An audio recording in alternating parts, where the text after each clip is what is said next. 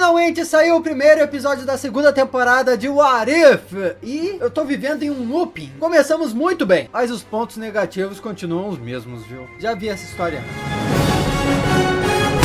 Olá, como vai? Tudo bem? Eu sou o Miguel Loquia, que bom estar de volta com essas análises, porque esse é o meu vídeo de análise e nota desse primeiro episódio da segunda temporada de What If. Isso não significa necessariamente que eu tô voltando 100% a todo vapor com o canal, mas vai ter vídeo de análise dessa temporada toda. Eu vou explicar essa história toda para quem tiver interesse no finalzinho desse vídeo, porque a gente precisa conversar logo sobre esse episódio. Vale dizer que é um episódio a partir de hoje, todos os dias até o dia 30 de dezembro. É dia de Natal, é véspera de Natal, o criador de conteúdo vai trabalhar que nem doido. Mas esse é, e se a Nebulosa se juntasse à Tropa Nova? Tropa Nova que apareceu em Guardiões 1. Vale dizer que no UCM nós estamos esperando o Nova, o super-herói da Marvel. Seja na sua versão do Richard Rider, que foi o original, o primeiro que apareceu nos quadrinhos, ou do mais recente, o Sam Alexander. Ambos surgiram como heróis adolescentes espaciais, mas o Richard Rider teve bastante tempo nos quadrinhos, teve tempo de crescer, então ainda é uma dúvida de qual dos dois personagens a Marvel Studios vai decidir acompanhar quando for adaptar o Nova para os cinemas. E esse super-herói não é simplesmente um membro da Tropa Nova não, mas sim um personagem que herda nos quadrinhos os poderes de toda a Tropa Nova depois que ela foi destruída. No UCM tá tudo prontinho para esse super-herói aparecer, porque a Tropa Nova foi destruída no UCM também, pelo Thanos. Eu já comento melhor sobre isso daqui a pouco, mas é curioso pensar que o primeiro membro da Tropa Nova que recebeu um destaque, uma história própria,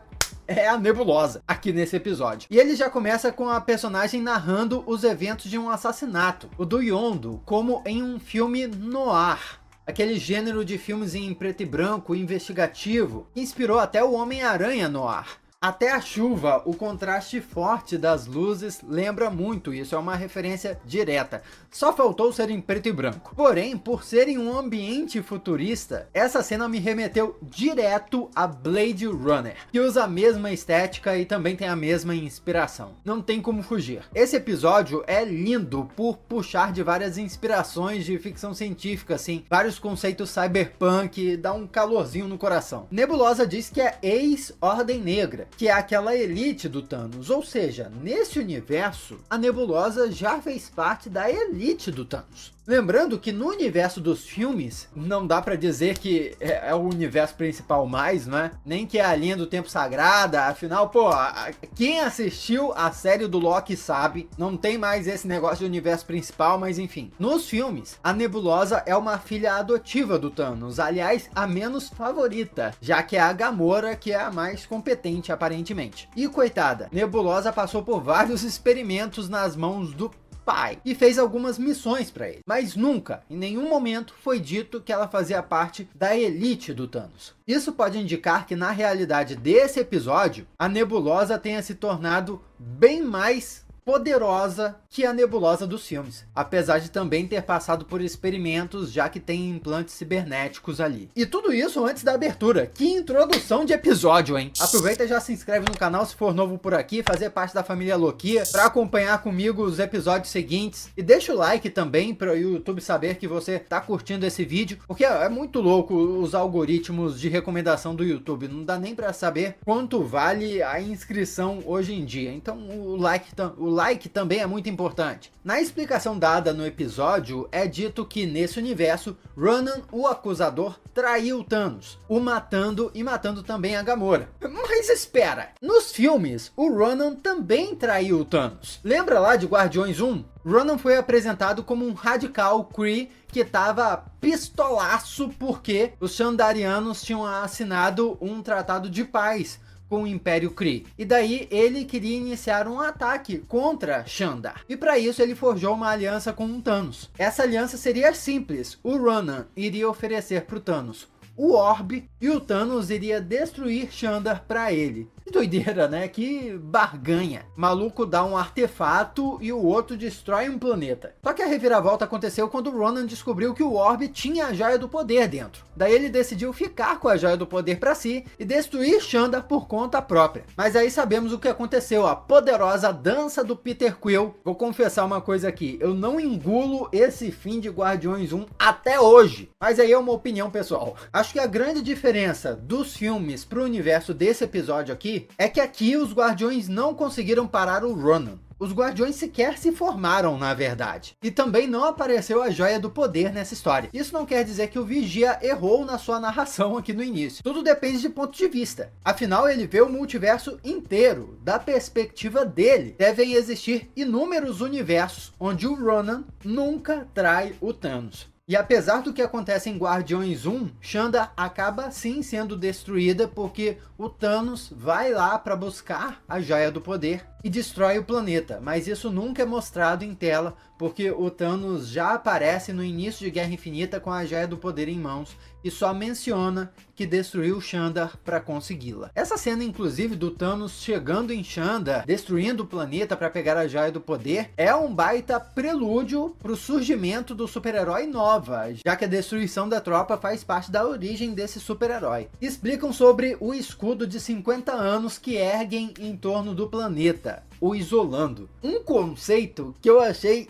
incrível demais. É uma extrapolação de algo que existe muito em ficção científica cyberpunk, como no universo de Juiz Dredd, por exemplo, onde as mega cidades são cercadas por uma mega muralha e a cidade vive isolada do exterior. Eu tô dando esse exemplo, mas pense, qualquer história cyberpunk tem muito esse conceito de muralha cercando a cidade. E isso é a mesma coisa extrapolada a nível planetário. Quando explicaram isso, eu lembrei que o Yondo foi morto e pensei, caraca, o maluco estava preso em Xandar e ia ficar lá dentro por 50 anos. Aliás, todos os alienígenas que estavam dentro do planeta iam ficar presos lá dentro esse tempo. E isso por si só já gera uma ambientação muito boa, porque o planeta vira um sistema fechado, onde se torna muito mais fácil o aumento de violência, de corrupção. Por exemplo, a Nebulosa foi pesquisar sobre o esquema que foi projetado no holograma que saiu da flecha do Yondo. E não tinha nada nos arquivos de Xandar. Se ela estivesse conectada a uma espécie de internet intergaláctica, provavelmente seria mais fácil descobrir o que aquilo era. Ligado a isso que eu disse, o rádio avisa de um tumulto no shopping. E a resposta imediata é negativa, porque houve uma falta de luz, já sendo uma representação do caos que Xandar vivia naquele momento.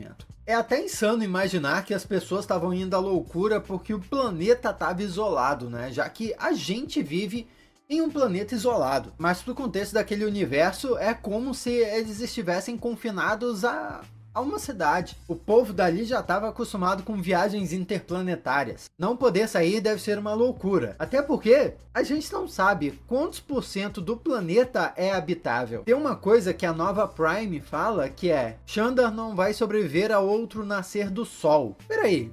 Só um lado do planeta que tem gente, porque enquanto um lado está de noite, um lado do planeta, o outro lado deveria estar de dia. Um planeta redondo não vai ver outro amanhecer? Um planeta redondo estaria vendo o amanhecer a todo tempo, porque ele estaria girando. E o que ela quer dizer com isso? Xandar é uma cidade em um ponto do planeta, só isso? Talvez ela só estivesse se referindo à região onde eles estavam. E aí tudo bem. A sequência do cassino mostra o Groot sem o Rocket, o Korg longe de sacar e o Drax não estava preso. Foi na prisão, inclusive, onde ele encontrou os Guardiões no filme 1. Isso só prova como os eventos aí dessa história impediram que aquela equipe disfuncional de Guardiões dos filmes se reunisse. Korg nesse episódio, inclusive, é dublado pelo Taika Waititi, o que pode parecer confuso depois do que ele falou numa entrevista recente de que só dirigiu os filmes do Thor porque estava sem grana na época e nem conhecia ou gostava do personagem, para falar a verdade. Mas para ser justo com o diretor, ele também falou que gosta muito da Marvel, gosta muito do Chris Hemsworth e que foi um prazer trabalhar nesses projetos. Agora, pô, cá entre nós, vamos abrir um parênteses aqui. Que bom que ele não vai fazer mais filmes do Thor, né? Precisamos de novos ares. E por que o Korg tá aqui de novo? não aguento mais, coloca um Korg em tudo, chega de Korg, por Deus. Fecha parênteses. Yon-Rogg foi o vilão do filme da Capitã Marvel. Pra ele estar numa prisão xandariana ali agora, o que aconteceu com ele? Porque no fim do filme da Capitã Marvel, ele foi enviado de volta pra Hala, não necessariamente como um prisioneiro. Será que ele teria saído de Hala e tentado executar uma missão agora em Shanda? Os Kree e o pessoal de Shanda estavam em guerras há gerações. A fuga dele com a nebulosa da prisão me lembra bastante a fuga da prisão que deu origem aos Guardiões da Galáxia. Nesse momento aí eu pensei até que ela fosse formar na hora a sua equipe com um monte de gente que estivesse na prisão, mas não foi o caso. Nebulosa chega ao núcleo de mainframe xandariano e se conecta a ele como se fosse o Brainiac. Não é possível que eu seja o único que pensou nisso. Mas é aí que começa uma traição atrás da outra. É Yon-Rogg, é a nova Prime e é muito esperado nesse gênero. Todo mundo é mentiroso. O refúgio dela é de novo o cassino do Howard o Pato. Howard já apareceu em live action, mas é nessas animações que ele ganha mais destaque, né? Agora, genial foi colocar o Mickey como tesoura, Korg como pedra e Groot como papel. Pô, pedra, papel e tesoura, quem pensou nisso merece um aumento. Nebulosa foi restaurada por eles e virou uma espécie de mistura da Tropa Nova com o Yondo. Mas a gente tem que combinar que ela sendo azul e usando aquele sobretudo, fica basicamente só uma versão feminina do Yondo. E quando se junta com esse grupinho do Howard, o Pato, o Korg, o Mickey e o Groot, aí sim eles formam os Guardiões da Galáxia alternativos, porque o carro voador dela ganha até o símbolo dos Guardiões. E esse final tem ótimas sequências, mas pena que são muito rápidas. Todas as sequências, a sequência da Nebulosa usando a flecha do Yondo é curtíssima. Depois a sequência dela perseguindo, entre aspas, a nova Prime, que estava tentando fugir de nave no final. E até o momento anterior, onde a Nebulosa era espancada e conseguiu fugir. São cenas muito boas, mas que fica evidente que foram podadas, foram limitadas por terem sido apressadas, devido ao limite de tempo do episódio. E isso se mistura até com as coisas ruins que eu vou falar daqui a pouco. Mas só para fechar essas partes que eu gostei, no finalzinho do episódio, o Howard, o Pato, chama a Nebulosa de Supernova, já que ela salvou o dia, né? E Supernova é um título que foi dado também ao super-herói Nova nos quadrinhos. O que isso quer dizer? Que nesse universo a Nebulosa se tornou o Herói Nova? É isso, o Herói Nova apareceu no universo cinematográfico da Marvel. É isso que a Marvel tá querendo dizer. Acabou, fechou. Só que é a Nebulosa nesse universo alternativo. É isso, Marvel? Acabou? Não é Richard Rider nem Sam Alexander, é Nebulosa. Ô louco, será que isso vai acontecer nos filmes também? Mas agora vamos falar das coisas ruins.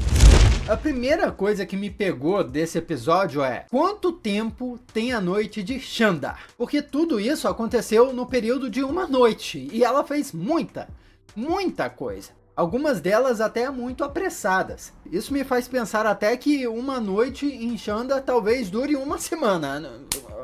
Não é possível, que isso? Tem a parte da fuga da prisão, por exemplo, que ela vai buscar o Yon-Rogg. O plano dela é soltar todos os prisioneiros, fazer o que é necessário. E aí ela escapa na confusão. Simplesmente é feito um corte. Pô, tá uma bagunça e ela tá do lado de fora. Como? Como que ela chegou do lado de fora? Pareceu muito fácil. Criar uma confusão, soltar todos os prisioneiros, não me parece que tornaria a fuga da prisão mais fácil, e sim mais difícil. Porque ela teria que passar não só pelos guardas, mas também por outras ameaças. Além de garantir que o Yon-Rogg não fosse para outro lado, escapando da tutela dela. E eventualmente nós descobrimos que o Yon-Rogg estava em conluio com a nova Prime. Tudo era uma armação. Bom, como é que diabos a nova Prime sabia que a Nebulosa iria até o Yon-Rogg? Iria tirar o Yon-Rogg da prisão? É um salto lógico muito grande, até porque assistindo o episódio, nós vemos que a Nebulosa descobre os dados na flecha do Yondo de forma bastante aleatória. Gente, é muito difícil a nova Prime prever que a Nebulosa encontraria aqueles dados a tempo e aqueles dados a levariam até o Yon-Rogg.